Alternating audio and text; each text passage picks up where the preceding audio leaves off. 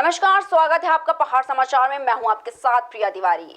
नई टिहरी में आज उत्तराखंड क्रांति दल के पूर्व केंद्रीय अध्यक्ष पंकज व्यास ने प्रताप नगर क्षेत्र की समस्याओं को लेकर जिलाधिकारी के माध्यम से महामहिम राज्यपाल को ज्ञापन भेजा और कहा कि टिहरी बांध से अति प्रभावित प्रताप नगर विधानसभा में बिजली पानी निःशुल्क दिया जाए, क्योंकि टिहरी बांध निर्माण के चलते प्रताप नगर संपूर्ण क्षेत्र पिछड़ रहा है। इसको ओबीसी का दर्जा दिया जाए। उन्होंने कहा कि हमारे द्वारा उपवास कार्यक्रम भी चलाया जा रहा है और यह कार्य तब तक जारी रहेंगे जब तक मांगों पर ध्यान नहीं दिया जाएगा। देख रहे हैं कई दिनों से जो है हम लोग उपवास कार्यक्रम चला रहे हैं और खासकर प्रताप नगर जो बिल्कुल लगातार कई वर्षों से पिछड़ गया और खासकर जब डैम का निर्माण हुआ है तब से टिहरी जनपद में अगर कोई क्षेत्र पिछड़ा है तो वो प्रताप नगर क्षेत्र पिछड़ा है। तो हमने जो है आज माननीय राज्यपाल महोदय को एक ज्ञापन भेजा है 22 जिलाधिकारी जी के थ्रू। तो उसमें हमने ये मांग की है कि तुरंत जो है बिजली पानी प्रताप नगर क्षेत्र की फ्री की जाए। दूसरा, हमारा जो है प्रवासियों को जो सब्सिडी वाले लोन, जो ब्याज मुक्त लोन मिलना चाहिए था, वो अब तक नहीं मिल पाया है। उसको अतिशीघ्र उनको मिले ताकि वो लोग बाहर ना जाएं। अगर वो होटलों की तरफ रुख करेंगे तो निश्चित रूप से पलायन को भी नुकसान होगा। आज जो हमारे गाँव प्रवासियों के आने से हरे भरे हुए हैं वो जो है एक तरह से फिर एक पूर्व की भांति हो जाएंगे, जिससे पलायन को भी जो है हम रोकने में फिर एक तरह से जो है कठिनाई का सामना फिर जो है हमको करना पड़ेगा। हल्द्वानी के जेल रोड चौराहे पर आम आदमी पार्टी के कार्यकर्ताओं ने बाल संरक्षण आयोग के द्वारा आम आदमी पार्टी के प्रदेश अध्यक्ष को दिए गए नोटिस का विरोध करते हुए कहा कि हरीश रावत की सरकार के समय हर की पैड़ी को एसके चैनल का नाम दे दिया गया था, जिसका विरोध आम आदमी पार्टी ने किया, क्योंकि हर की पैड़ी का नाम बदलने का मतलब है कि आस्था के साथ खिलवाड़ करना। आज आम आदमी पार्टी के प्रदेश अध्यक्ष को नोटिस दिया गया और आरोप लगाए गए कि उन लोगों को बाल अधिकार संरक्षण आयोग का उल्लंघन किया है। हरीश रावत सरकार ने गंगा माँ को हर की पैड़ी पर जो धारा बहती है उसको एस्केप चैनल का नाम दे दिया था। तो गंगा माँ को जिसके साथ लोगों की आस्था जुड़ी हुई है उसका नाम बदलना, ये किसी भी तरह से कोई भी इसको स्वीकार नहीं करेगा। और इसी के विरोध में जब हमने आवाज़ उठाई तो हमारे प्रदेश अध्यक्ष और प्रदेश प्रभारी दोनों के नाम से सरकार ने नोटिस जारी किए हैं और उसके साथ साथ इन्होंने बाल संरक्षण परिषद की तरफ से भी हमको नोटिस दिलवाए हैं कि आपने बाल संरक्षण कानून का उल्लंघन किया है। चमोली के केदारनाथ वन जीव प्रभाग के सेंचुरी वाइल्ड लाइफ एरिया में जमीनी सतह से 600 मीटर की ऊंचाई से कम हेलीकॉप्टरों की उड़ानों को लेकर केदारनाथ वन प्रभाग सख्त हो गया है, जिसको लेकर वन विभाग के द्वारा केदारनाथ धाम से पंच केदारों के हवाई दर्शन कराकर बद्रीनाथ धाम की तरफ आने वाली हेलीकॉप्टर कंपनियों को सेंचुरी क्षेत्रों में 600 मीटर से अधिक ऊंचाई पर ही हेलीकॉप्टर की उड़ानों को निर्धारित करने की हिदायत दी गई है।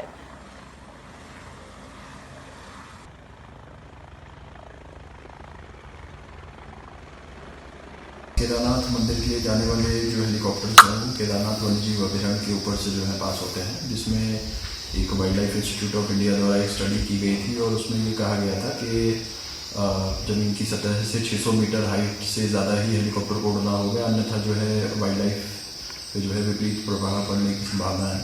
तो इसी क्रम में हम लोग जो है जितनी हेली कंपनीज वहाँ पर उड़ रही हैं उन सबको 600 मीटर से ऊपर उड़ने की जो इंस्ट्रक्शन है वो हमारे द्वारा जो है पास कर दी गई है और साथ ही और भी हेली कंपनीज के साथ में इस बारे में जो है मीटिंग भी जल्द ही की गई। देहरादून में प्रेमनगर के पास पहली नवरात्रि से सिटी फॉरेस्ट को खोला जा रहा है। इसके खुलने के बाद मुख्य अतिथि के तौर पर महामहिम राज्यपाल बेबी रानी मौर्य शिरकत करने वाले हैं। वन विभाग के मुखिया जयराज ने प्रेस कॉन्फ्रेंस में जानकारी देते हुए कहा कि आनंद वन में प्रवेश पहले दिन फ्री रहेगा। इसके बाद 20 और 50 रुपए का टिकट निर्धारित किया गया है। साथ ही विकलांगों के लिए यहाँ पर विशेष व्यवस्था की जाएगी। चाहे कोई भी चीज़ फ्री में करना जो है मैं नहीं समझता उसकी कदर होती है। बड़े ही नॉमिनल चार्जेस रखे गए हैं। आप ये देखिए, एक पिक्चर में आप देखते हैं, पिक्चर देखने कोई जाता है तो 250 रुपये का एक टिकट लेता है। तो यहाँ पे हमने एंट्री फीस जो है एडल्ट के लिए 50 रुपीज़ सिर्फ रखी है।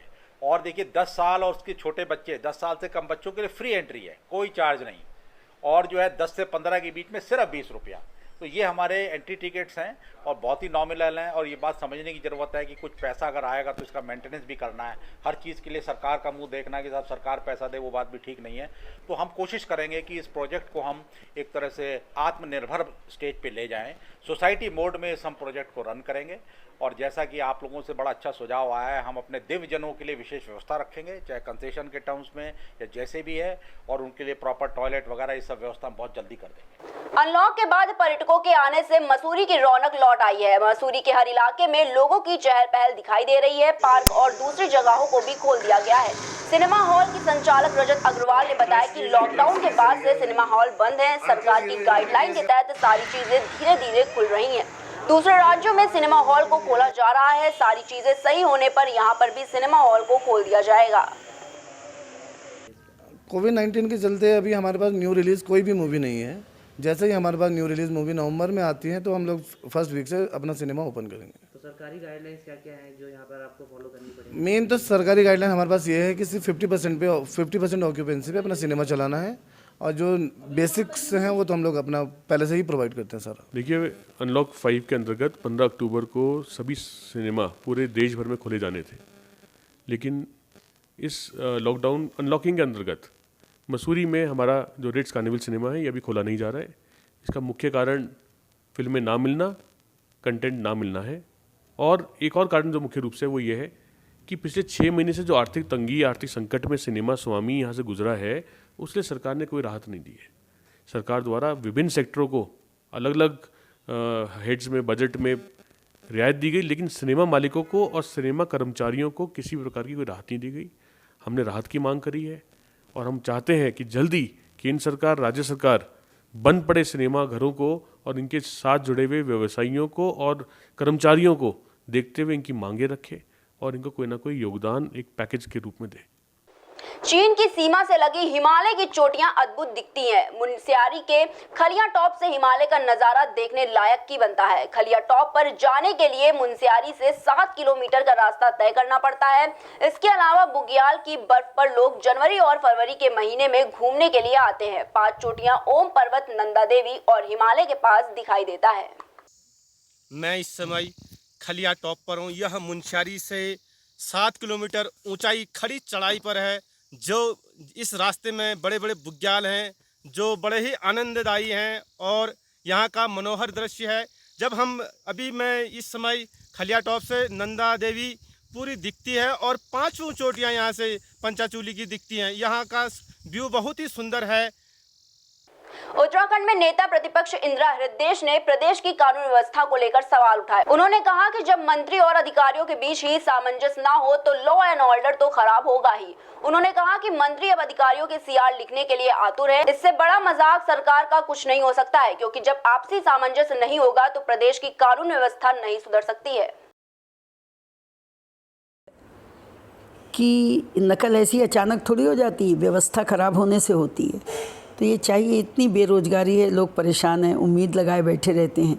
अब वो परीक्षा रद्द होगी तो दोबारा सही हो जाएगी, इसका क्या? जब एक बार की परीक्षा ठीक नहीं करा पाए, कोई भी भर्तियां ईमानदारी से अच्छे ढंग से हो ही नहीं रही हैं।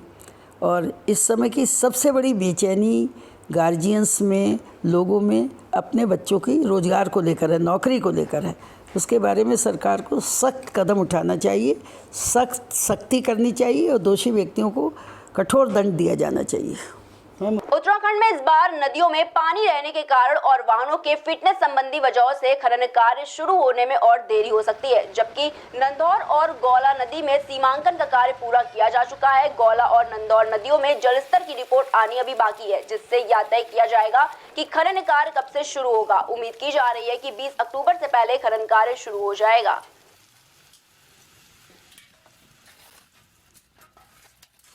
यद्यपि जो चुगान सत्र है वो 1 अक्टूबर से चालू हो जाता है, लेकिन नदियों में पानी रहने के कारण तथा लेबर की उपलब्धता न होने के कारण एवं वाहन स्वामियों द्वारा अपने वाहनों की फिटनेस तथा अन्य कार्रवाइयाँ जो आरटीओ ऑफिस से पूरी करानी होती है और टैक्स वगैरह जमा करना होता है, वो अभी तक पूर्ण न होने के कारण नदियों को अभी तक खोला नहीं जा सका है। वन विभाग द्वारा जो सीमांकन के संबंध में कार्रवाइयाँ की जानी होती हैं वो दोनों ही नदियों में पूर्ण कर ली गई हैं और वन विभाग तैयार है किसी भी क्षण नदी को खोलने के लिए। और जैसे ही हमारा कार्यदायी संस्था वन विकास निगम रजिस्ट्रेशन की प्रोसेस गाड़ी की पूरी कर लेता है और नदियों के जलस्तर के क्रम में कम होने के लिए कि निरीक्षण के लिए यहाँ जो क्षेत्रीय समिति है जिसमें एसडीएम और हमारे एसडीओ और अन्य अधिकारी हैं, खान अधिकारी हैं, इनकी रिपोर्ट आ जाती है तो जिला खनन समिति तत्काल जो है नदियों को खोलने की अनुमति प्रदान कर देगी। काशीपुर के बाजपुर में कोरोना महामारी के बीच रामलीला का मंचन शुरू किया गया है। कार्यक्रम की प्रैक्टिस कर रहे कलाकारों ने मास्क पहने हुए काम को शुरू किया। कार्यक्रम को आयोजित करने वाले लोगों ने अपील करते हुए कहा कि कोरोना के नियमों का पालन सभी लोग सही तरीके से करें। रामलीला के मंचन का शुभारंभ पूर्व सांसद बलराज पासी ने फीता काटकर किया। इसी के साथ रामलीला के मंचन के दौरान मैदान को सैनिटाइज भी किया गया। पूर्व सांसद ने कहा कि सरकार की गाइडलाइन के तहत ही कोई भी काम किया जाएगा। देखिए, कोरोना एक बहुत बड़ी चुनौती है और प्रधानमंत्री जी ने उसको बड़ी गंभीरता के साथ लिया और शुरू में उन्होंने कहा भाई जान है तो जहान है और उसमें उस चीज़ की आवश्यकता थी।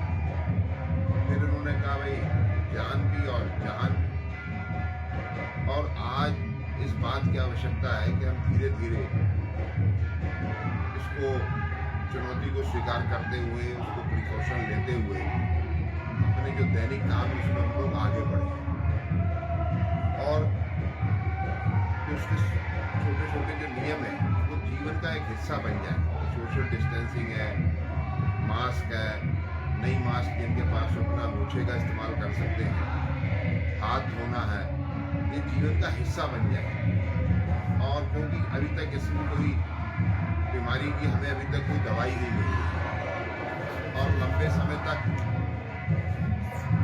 अभी दवाई के आसार भी नहीं नज़र आ रहे हैं। इसलिए सबसे ज़रूरी है कि हम उसका जो है उसके नियमों का सही से हम लोग पालन करें। और यहाँ रामलीला कमेटी ने निर्णय लिया रामलीला के मंचन का और प्रशासन से उनको अनुमति मिली तो नियमों के साथ उसको वो मंचन कर रहे हैं और मैं समझता हूँ कि निश्चित रूप से ये इसमें सफल होंगे और लोगों को हर वर्ष की तरह जो है रेगुलर जो है रामलीला का देखने का जो अवसर प्राप्त होगा, भगवान राम के जीवन से सीखने का जो है शुभ लाभ मिलेगा।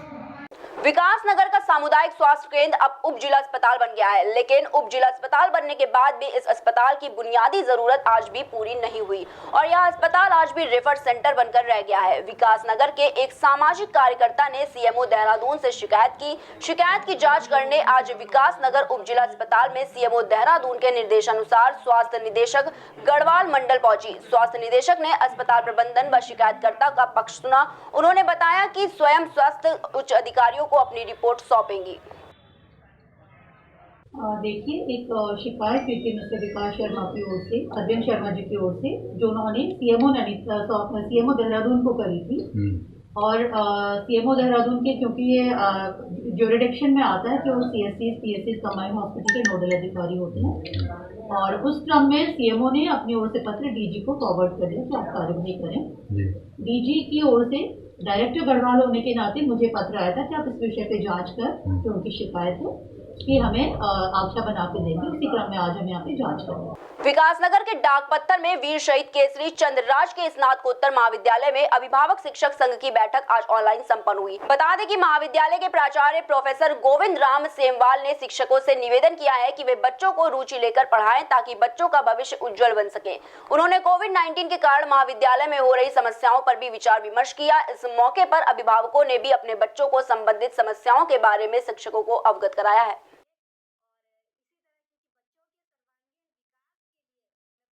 मुझे लगता है यह प्रथम अवसर था जब शिक्षक अभिभावक संघ की मीटिंग ऑनलाइन के माध्यम से संपन्न हुई है। ये हमारे लिए भी और अभिभावकों के लिए भी एक नया अनुभव था, नया प्रयोग था। शिक्षक अभिभावक का एक अनूठा रिश्ता होता है क्योंकि शिक्षक और अभिभावक का संवाद स्थापित होना बहुत आवश्यक है। बच्चों के सर्वांगीण विकास के लिए मुझे लगता है कि शिक्षक और अभिभावक के बीच में निरंतर संवाद स्थापित होते रहना चाहिए। इस कोविड-19 के कारण हम मीटिंग ऑर्गेनाइज नहीं कर पा रहे थे, परंतु ऑनलाइन एक अच्छा माध्यम है, तो ऑनलाइन के माध्यम से शिक्षक अभिभावक संघ की आज मीटिंग संपन्न हुई है, जिसमें विभिन्न विषयों पर और छात्रों की विभिन्न समस्याओं पर विचार विमर्श किया गया। बहुत से छात्रों के अभिभावकों ने हमसे अपनी समस्याएं बताई हैं। उनका कहना था कि बहुत से ऐसे क्षेत्र हैं जहां नेट कनेक्टिविटी नहीं है। बहुत सारे अभिभावकों ने कहा कि हम अपने समस्त बच्चों को स्मार्टफोन देने में असमर्थ हैं। तो इन विभिन्न मुद्दों पर आज चर्चा वार्ता। दलित परिवार से मारपीट के मामले में आज भीम पार्टी के द्वारा पुलिस उप महानिरीक्षक के कार्यालय पर पुलिस की शिकायत को लेकर पीड़ित परिवार ने उधम सिंह नगर के शक्ति फार्म पर पुलिस की शिकायत की। वहीं पीड़ित परिवार का आरोप है कि 13 तारीख को पुलिस ने रात में घर में घुसकर मारपीट की और बच्चों और महिलाओं को भी नहीं छोड़ा। इसी को लेकर आज पीड़ित परिवार पुलिस की शिकायत करने के लिए उप पुलिस महानिरीक्षक आवास पर पहुंचे, जहां पुलिस की शिकायत की। वहीं पुलिस महानिदेशक के न होने के कारण पीआरओ के द्वारा पीड़ित परिवार को इंसाफ दिलाने का वादा किया गया। ये शक्ति फार्म का एक मामला है जहां पर एक जो परिवार है उस परिवार के अंदर वहां के क्षेत्रीय जो पुलिस चौकी थी, वहां थाने से लोग आए, 5 पुलिसकर्मी, 5 पुरुष थे और उन्होंने घर का दरवाज़ा तोड़ा, महिलाओं को बाहर निकाल दिया। पहले फिर जो वहाँ के पुरुष थे उनको मारा पीटा। उसके बाद में औरतों से बदतमीजी करी, इनके भी मतलब ये कि प्राइवेट पार्ट्स पे वो करी और इनकी मैक्सी तक फाड़ दी। इसके संज्ञान में लेकर उधम सिंह नगर के अंदर इन्होंने एसएसपी से गुहार लगाई, जिलाधिकारी से गुहार लगाई, सीओ से गुहार लगाई, लेकिन वहाँ कोई कार्रवाई ना हुई। इसलिए हमने आज अपने डीआईजी साहब को एक ज्ञापन दिया है कि हम इस पर चाहते हैं कि उनके खिलाफ सख्त से सख्त कार्रवाई हो और उनके कानून कार्रवाई हो, उनको सजा मिलनी चाहिए।